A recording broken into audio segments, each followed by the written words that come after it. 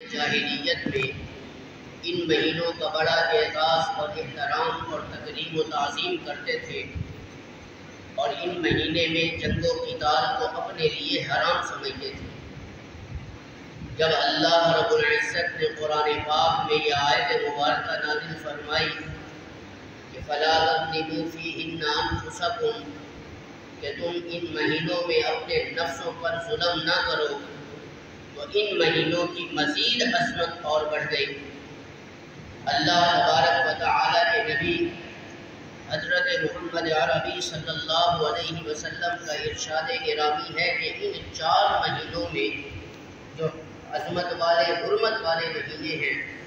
ان مہینوں میں سے بھی سب سے زیادہ افضلیت اور مقام اگر کسی مہینے کو ملا ہے تو محرم الحرام ہوتا ہے۔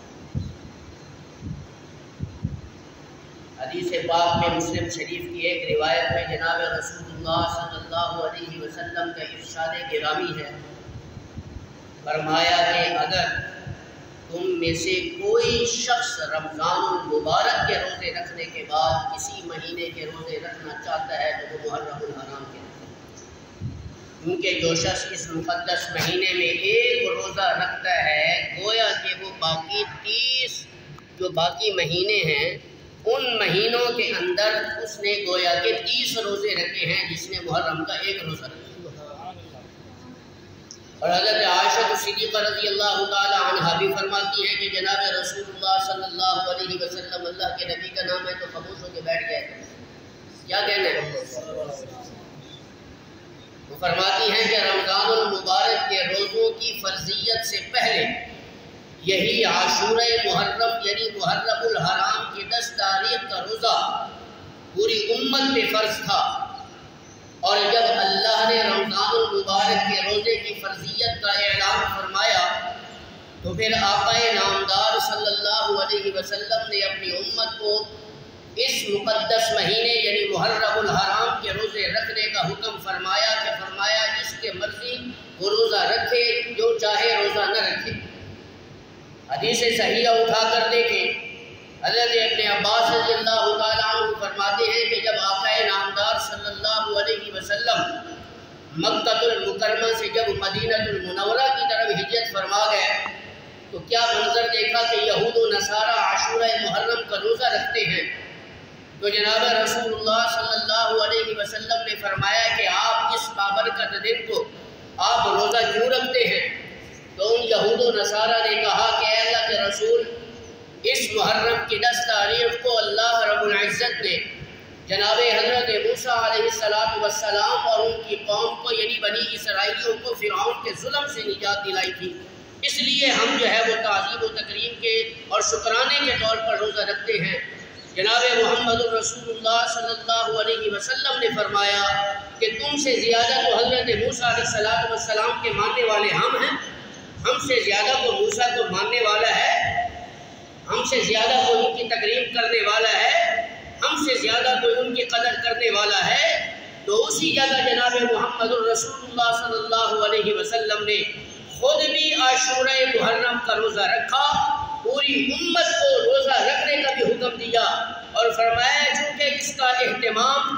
روزے رکھنے کا توجہ روزہ رکھنے کا اہتمام چونکہ یہود و نصارہ کرتے تھے تو آقا نامدار صلی اللہ علیہ وسلم نے فرمایا کہ چونکہ یہود و نصارہ ایک روزہ رکھتے تھے، تم آئندہ سال ایک روزہ مزید بڑھا دینا تاکہ روزے میں بھی زیادتی لازم آئے، یہود و نصارہ کے ساتھ بھی تشبیہ لازم نہ آئے اور ثواب میں بھی کوئی کمی نہ ہو۔ احادیث اٹھا کر دیکھیں، حضرت علی کرم اللہ وجہہ کا ارشاد گرامی ہے کہ جس نے عاشورہ محرم کا ایک روزہ رکھا اللہ اس کے 1 سال کے صغیرہ گناہوں کو معاف فرما دے۔ حضرت عبداللہ بن مسعود رضی اللہ تعالیٰ عنہ فرماتے ہیں کہ جس نے محرم الحرام کی 10 تاریخ کو عاشورہ محرم کو اپنے اہل و عیال میں اتنا خرچ کیا اور وہ جتنا زیادہ خرچ کرے گا اللہ پورے سال اس کے رزق میں اتنی فراوانی عطا فرمائیں گے، اتنا اسے رزق میں برکت عطا فرمائیں گے کہ اسے بھی پتہ نہیں چلے گا کہ اللہ کا رزق کہاں سے آ رہا ہے۔ تو بھائی بیٹھ جاؤ، کس نے کہا آپ بیٹھ جاؤ۔ جناب رسول اللہ صلی اللہ علیہ وسلم کی ایک اور روایت اٹھا کر دیکھیں، فرمایا کہ جس نے محرم الحرام کے اندر عاشورہ محرم کا روزہ رکھا، اللہ اس کے 40 سال کے صغیرہ گناہ معاف فرما دے۔ بلند آواز سے کہے یہ محرم الحرام عظمت والا مہینہ ہے، برکت والا مہینہ ہے کہ اللہ نے اس مقدس مہینے میں ایک دن ایسا ہے کہ جس دن اللہ نے ایک قوم کی توبہ کو قبول فرمایا اور آنے والے وقت میں ایک قوم کی توبہ کو قبول فرمائے گا، اور فرمایا کہ جو میری امت اس مقدس مہینے کے اندر جس لمحے میں بھی اللہ سے ہاتھ اٹھا کر دعا مانگے کہ اللہ اس کی دعا کو قبول فرمائے۔ یہ برکت والا مہینہ ہے، تاریخ اٹھا کر دیکھیں اس مقدس مہینے کی تاریخ کیا ہے، اس مقدس مہینے کی فضیلت کیا ہے۔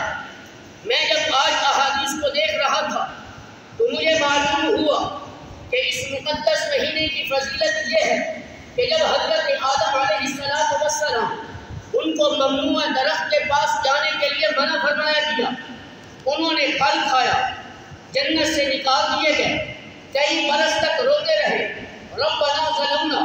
انفسنا وان لم تغفر لنا وترحمنا لنكونن من الخاسرین۔ جب اللہ نے ان کے رونے کے بعد ان کی توبہ کو قبول فرمایا تو محرم الحرام کا مہینہ تھا اور محرم کی 10 تاریخ تھی۔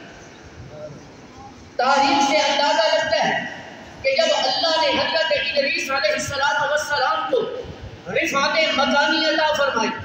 بلندیاں عطا فرمائی، عظمتیں اور مقام عطا فرمایا، محرم الحرام کا مہینہ تھا، محرم کی 10 تاریخ تھی۔ جب حضرت ایک روایت میں یہ بھی آیا ہے، مفسرین فرماتے ہیں کہ جناب عیسیٰ ابن مریم علیہ السلام کی طرح اللہ نے حضرت ادریس علیہ السلام کو بھی آسمانوں پر زندہ اٹھایا، اللہ نے ان کو بھی عظمت عطا فرمائی۔ پھر تاریخ بتاتی ہے کہ حضرت نوح علیہ السلام کی کشتی جب جودی پہاڑ کے کنارے لگی تھی، محرم الحرام کا مہینہ تھا، محرم کی 10 تاریخ تھی، جب اللہ نے ابراہیم علیہ السلام کو دنیا میں بھیجا، پیدا کیا، محرم الحرام کا مہینہ تھا، محرم کی 10 تاریخ تھی۔ ابراہیم علیہ السلام کو جب خلیل اللہ کا لقب دیا گیا، محرم کا مہینہ تھا، محرم الحرام کی 10 تاریخ تھی۔ جب ابراہیم علیہ السلام کو نبوت کا تاج پہنایا گیا، ان کے سر پر خلافت کا تاج پہنایا گیا، مورخین فرماتے ہیں، مفسرین فرماتے ہیں محرم الحرام کا مہینہ تھا، محرم کی 10 تاریخ تھی، اور جب اللہ نے ابراہیم علیہ السلام کو آگ کے لیے ان کو چھٹکارے کا ذریعہ بنایا، آگ سے ان کو جو ہے وہ خلاصی عطا فرمائی، محرم کا مہینہ تھا،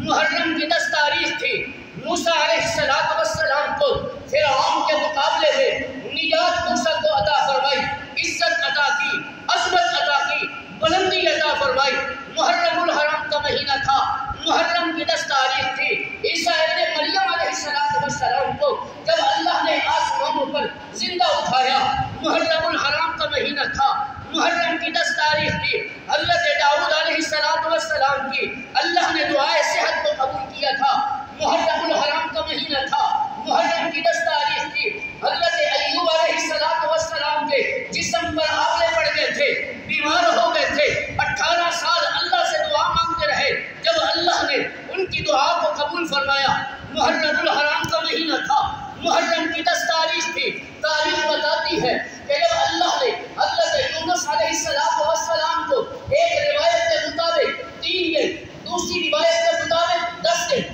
تیسری روایت کے مطابق 40 دن تک مچھلی کے پیٹ میں رکھ کر ان کو دریا سے باہر نکالا، ان کو رہائی عطا فرمائی، محرم الحرام کا مہینہ تھا، محرم کی 10 تاریخ تھی۔ حضرت یعقوب علیہ السلام کی قوم شدہ بینائی جب اللہ نے واپس اٹھائی، مہینہ محرم الحرام کا تھا، محرم کی 10 تاریخ تھی۔ جب ایک تاریخ میں آتا ہے، ایک روایت میں بھی آتا ہے کہ جب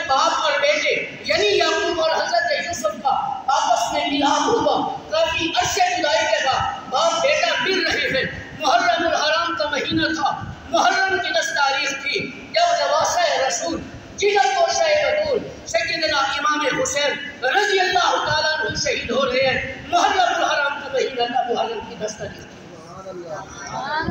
ایک تاریخ محرم اپنی تاریخ رکھتا ہے، محرم اپنی حیثیت خود رکھتا ہے،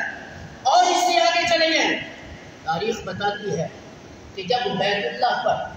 حملہ کرنے والے ابراہ کے لشکر کو اللہ نے تباہ و برباد کیا تو محرم الحرام کا مہینہ تھا، محرم کی 10 تاریخ۔ اور اسلامی سال کا جب یہ پہلا دن آتا ہے جس دن فاروق اعظم کی شہادت ہوئی ہے، آپ تاریخ اٹھا کر دیکھیں کہ مسلمان امت محمدیہ سے تعلق رکھنے والا محرم الحرام کے اس پہلے دن یکم محرم الحرام کو بیت اللہ کا غلاف چڑھاتے ہیں، اور حضرت عائشہ رضی اللہ تعالیٰ عنہ بھی فرماتی ہیں کہ اہل اسلام اسی مقدس مہینے کے عاشورہ محرم یعنی یکم محرم، بعض روایت میں آتا ہے کہ عاشورہ محرم کو امت محمدیہ سے تعلق رکھنے والے مسلمان بیت اللہ کے اوپر غلاف جب چڑھایا کرتے تھے اسی مقدس مہینے کے اندر ہی چڑھایا کرتے تھے۔ آپ تاریخ اٹھا کر دیکھیں، جناب علی المرتضیٰ اور جناب عثمان ذی النورین رضی اللہ تعالیٰ عنہ کو جب منصب خلافت پر بٹھایا گیا، محرم الحرام کا مہینہ تھا، محرم کی 10 تاریخ تھی۔ امیر المؤمنین مراد رسول جناب حضرت فاروق اعظم رضی اللہ تعالیٰ عنہ، سب کہہ دو رضی اللہ تعالیٰ عنہ، بلند آواز سے کہو رضی اللہ تعالیٰ عنہ، جب ان کی شہادت ہوئی تو محرم الحرام کا مہینہ تھا، اور جب اللہ نے حضرت محمد رسول اللہ صلی اللہ علیہ وسلم کا نکاح جناب حضرت صفیہ رضی اللہ تعالی عنہا سے کیا تھا، محرم الحرام کا مہینہ تھا، محرم کی 10 تاریخ تھی، جناب حضرت عثمان رضی اللہ تعالی عنہ اور ام کلثوم رضی اللہ تعالی عنہا کا نکاح ہوا تھا، محرم الحرام کا مہینہ تھا، محرم الحرام کی 10 تاریخ تھی، اور جناب علی المرتضیٰ رضی اللہ تعالی عنہ اور جناب حضرت فاطمہ الزہرا رضی اللہ تعالی عنہا کا نکاح جب ہوا تھا آپس میں تو محرم الحرام کا مہینہ تھا، محرم الحرام کی 10 تاریخ تھی، اور مصر پر عباسیوں نے جب جناب قبضہ کیا تھا تو محرم الحرام کا مہینہ تھا، محرم کی 10 تاریخ تھی، اور 352 ہجری میں یا عیسوی میں جب سے ابتدا محرم الحرام کے اندر یا جلوس کی ہوئی ہے یا ماتم کی ہوئی ہے یا لوح کی ہوئی ہے تو تاریخ بتاتی ہے کہ یہی مقدس مہینہ محرم الحرام کا تھا، محرم الحرام کی 10 تاریخ۔ یہ تاریخ ہے، اس کی فضیلت ہے، اس بابرکت مقدس مہینے کو دیکھو۔ جناب رسول اللہ صلی اللہ علیہ وسلم نے فرمایا کہ میرا امتی جب اس مقدس مہینے کے بابرکت لمحات میں اللہ سے ہاتھ اٹھا کے دعا مانگتا ہے، میرا اللہ میری امت کی دعا کو قبول فرما لیتا ہے۔